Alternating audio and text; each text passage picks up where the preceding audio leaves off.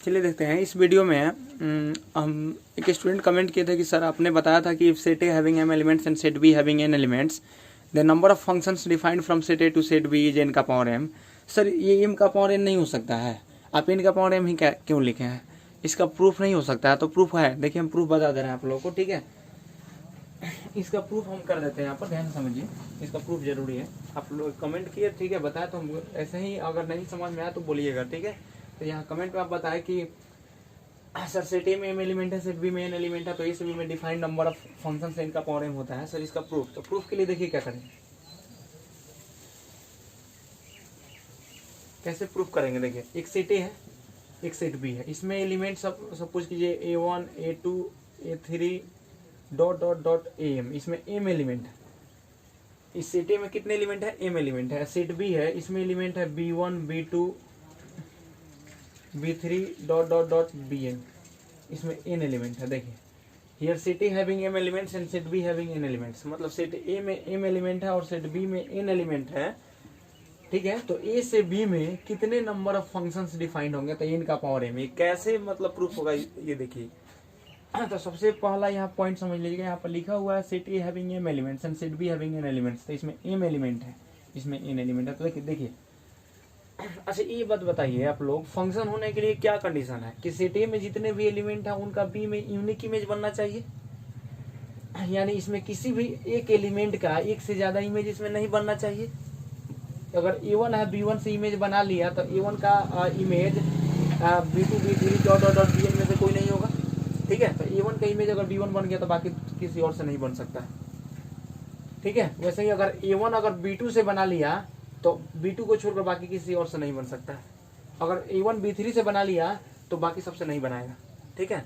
अगर A1 B2 से बना लिया फिर A1 B1 से बना लिया तो ये फंक्शन होता ही नहीं, ठीक है। तो इसलिए याद रखिएगा कि अगर A1 के पास कितना ऑप्शन है बनाने के लिए फंक्शन, तो मतलब इमेज बनाने के लिए सेट बी में, तो A1 या तो B1 से बना सकता है। अगर B1 से बना लिया तो बाकी सबसे नहीं बनाएगा।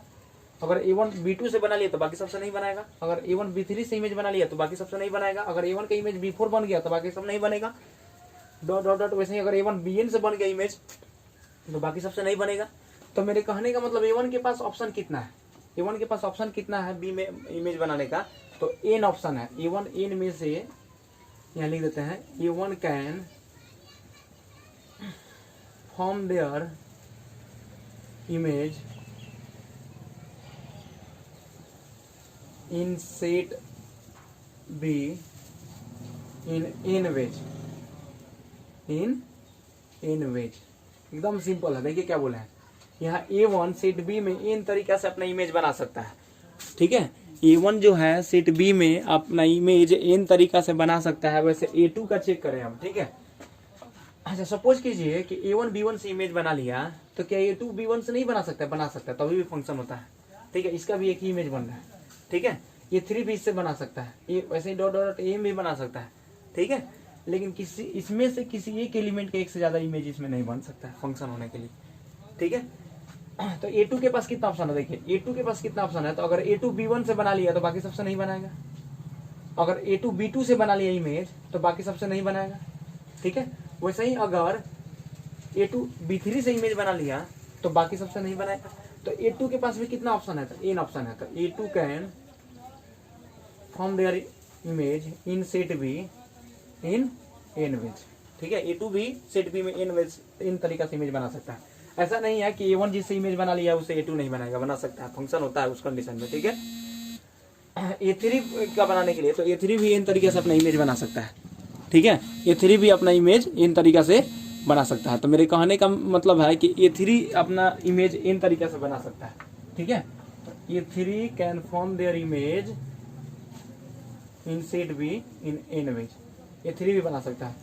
वैसे ही डॉट डॉट डॉट करेंगे, ठीक है।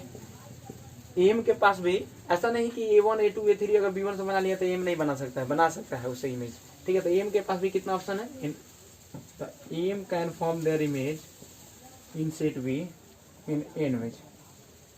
AM कितना तरीके से इमेज बना सकता है, तो इन तरीके से बना सकता है, ठीक है। तो therefore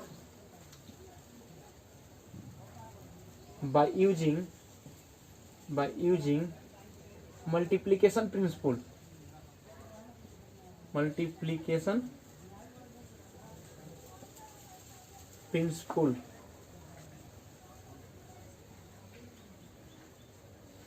of counting.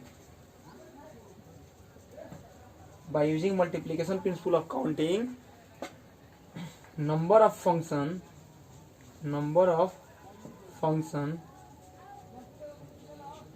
defined from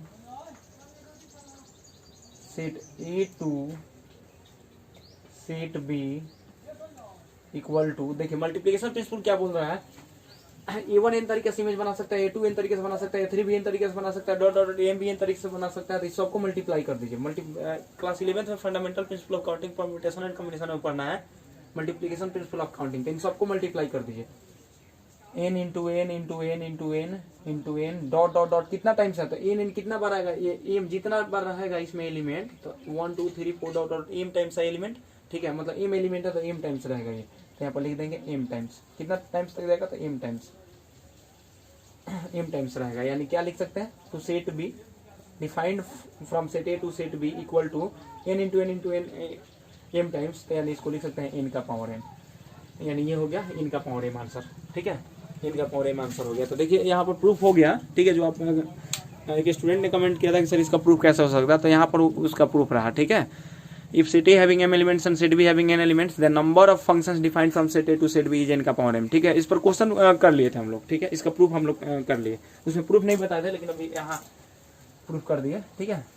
अब देखिए आगे, वैसे ही सभी स्टूडेंट्स अगर कोई टॉपिक नहीं समझ में आता है, ठीक है, तो आप कमेंट में बता सकते हैं, ठीक है, या मैसेज कर सकते हैं, ठीक है, मैं नंबर पर मैसेज कर सकते हैं, फेसबुक से नंबर आप लोग ले सकते हैं। देखिए अब देखिए इसके बाद हम लोग फंक्शन एज ए मैपिंग पढ़ रहे थे, ठीक है, function as a mapping.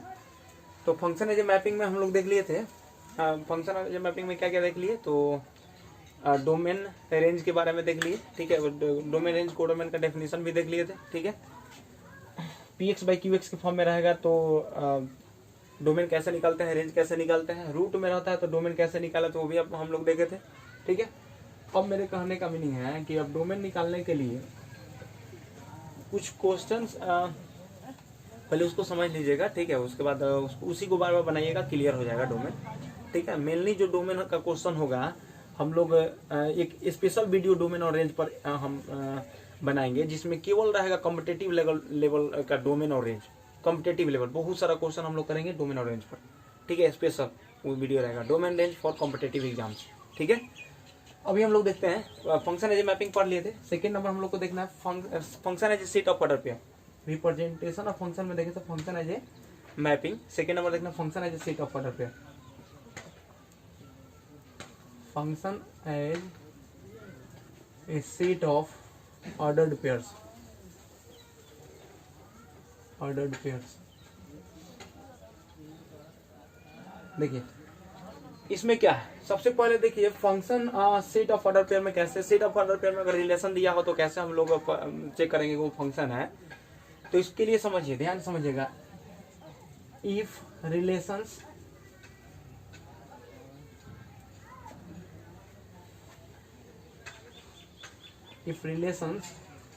Defined from set A to set B, set A to set B are given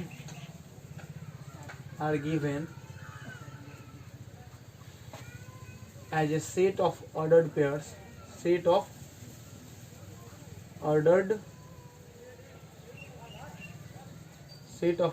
pairs, then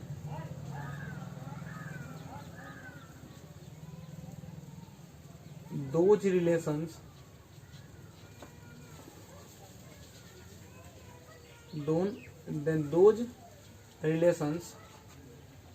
are function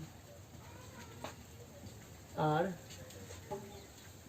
said to be function, then those relations are said to be functions function in which first elements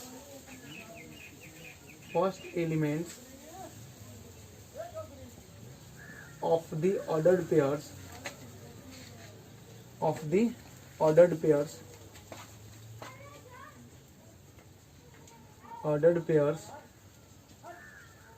in relation R। देखिए क्या लिखे, function as a set of order pairs. हम क्या बोले हैं, if relations defined from set A to set B are given as a set of order pairs. मतलब अगर relation जो है set as a order pair के फॉर्म में दिया हो, सेट ए से सेट बी में defined relation set as order pair में दिया हो, तो वैसे रिलेशंस को हम लोग फंक्शंस बोलते हैं in which first elements of the order pairs first elements, देखिए in which first elements of the order pairs are not equal. देखिए ऐसे लिखिए, ठीक है। If relations defined from set A to set B are given as a set of ordered pairs, then those relations are said to be functions in which first elements of the ordered pairs are not equal। ठीक है, first elements of the order pairs are not equal. एकदम देखिए इसके example से एकदम clear हो जाएगा। आप ये ध्यान में रखिए कि अगर रिलेशंस जो है सेट एज ऑर्डर पेयर में दिया हो तो उसमें वैसे रिलेशन को फंक्शन बोलेंगे जिसके ऑर्डर पेयर्स का फर्स्ट एलिमेंट इक्वल ना हो। ठीक है, जैसे एग्जांपल में देखिए,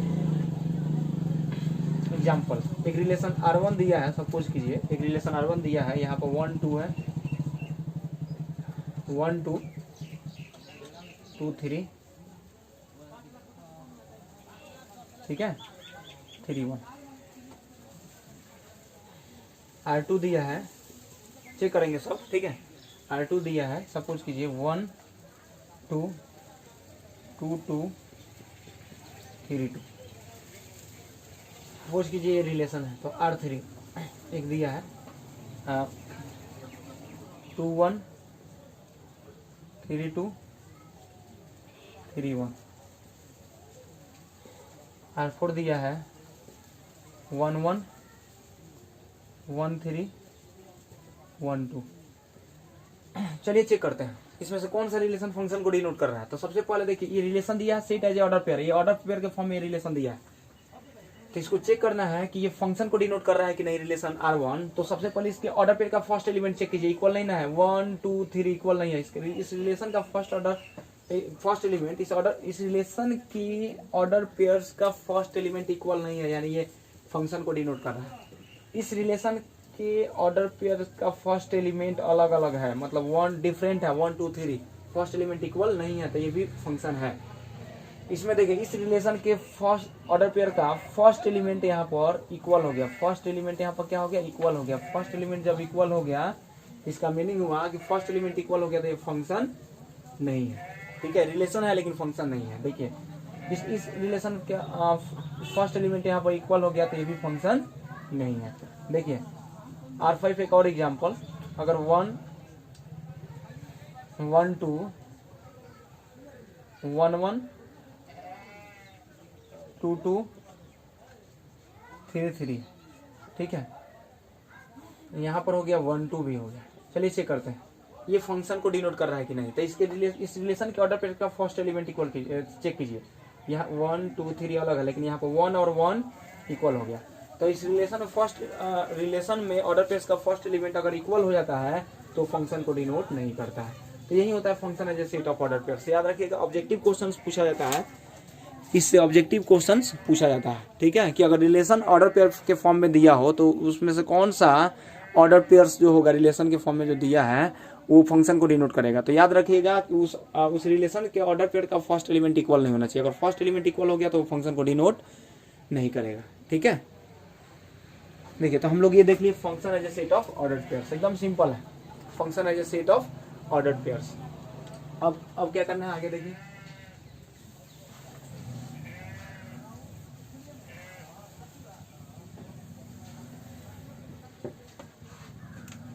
थर्ड नंबर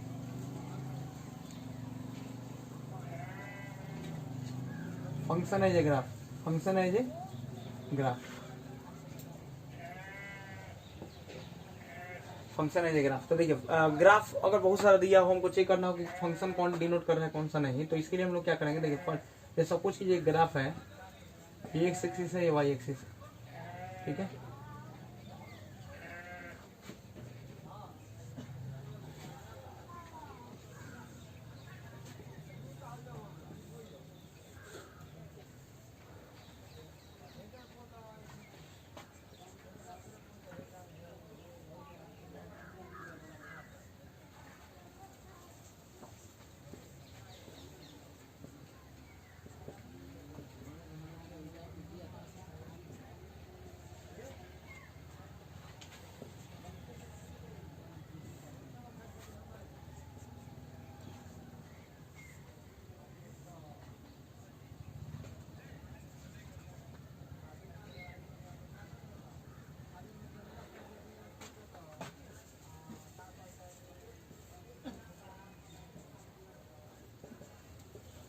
चलिए देखते हैं इसमें कौन सा फंक्शन को डिनोट कर रहा है, कौन सा फंक्शन को डिनोट नहीं कर रहा है।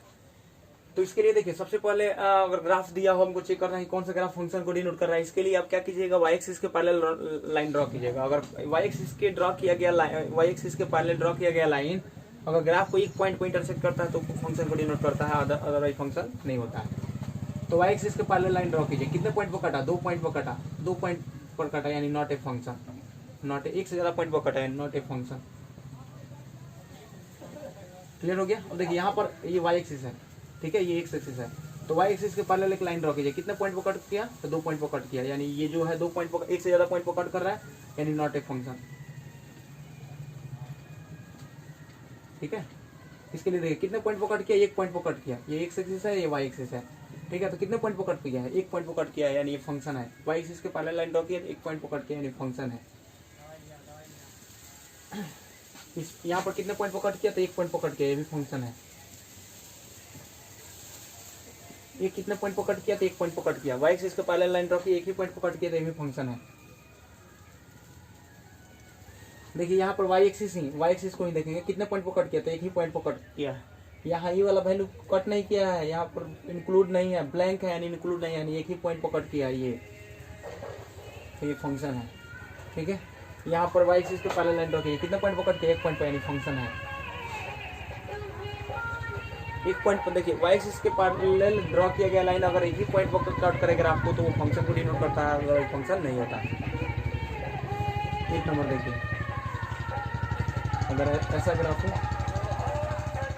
चेक करना है फंक्शन है कि नहीं। तो ये एक्स एक्सिस है, ये वाई एक्सिस, तो बताइए कितने पॉइंट पर कट किया, 1 2 3 4 पॉइंट पर कट कर दिया ना, 4 पॉइंट पर कट के तो फंक्शन नहीं है, नॉट ए फंक्शन।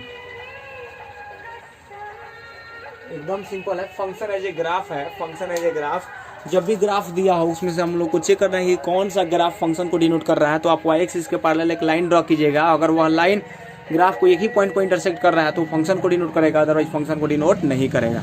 तो ये हुआ आप लोगों का फंक्शन एज ए ग्राफ, ठीक है। इसके बाद देखना है function as a algebraic form, function का अलजेब्रिक फॉर्म देखना है, ठीक है, उसको देखते हैं फंक्शन का अलजेब्रिक फॉर्म। फंक्शन का अलजेब्रिक फॉर्म के लिए देखिए, फंक्शन का अलजेब्रिक फॉर्म क्या करेंगे, देखिए 4th number, function as algebraic form, algebraic form, function as algebraic form. देखिए तो अलजेब्रिक फॉर्म में फंक्शन को कैसे डिनोट करता है, देखिए y equal to F X is called algebraic form of function, algebraic form of function। y equal to F X जो होगा फंक्शन का algebraic फॉर्म होगा, ठीक है, ये ध्यान से समझिएगा। एक एग्जाम्पल देखिए,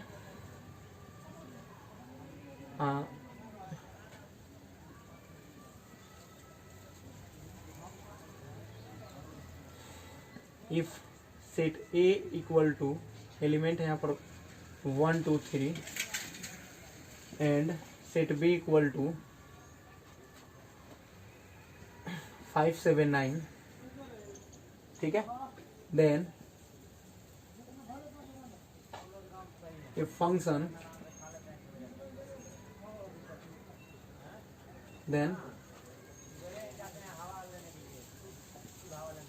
algebraic form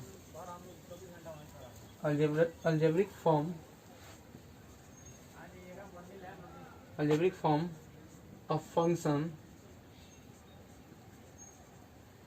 defined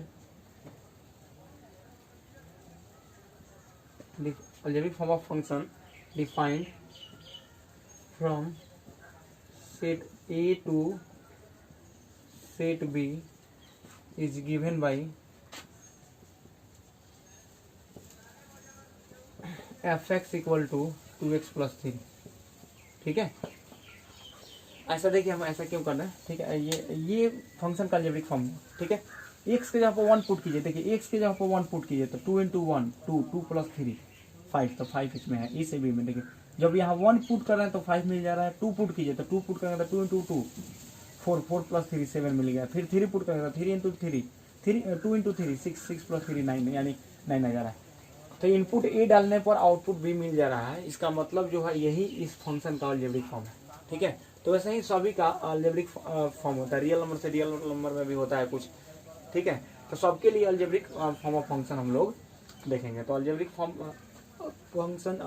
of function यही होता है। ठीक है, कि y इक्वल टू fx के फॉर्म में हो तो उसको अलजेब्रिक फॉर्म ऑफ फंक्शन बोलते हैं। ठीक है, देखिए तो हम लोग इस वीडियो में देखें। ठीक है, रिप्रेजेंटेशन ऑफ फंक्शन। ठीक है, रिप्रेजेंटेशन ऑफ फंक्शन टोटल देख लिए। ठीक है, अब इसके बाद हम लोग टाइप्स ऑफ फंक्शन के बारे में देखेंगे।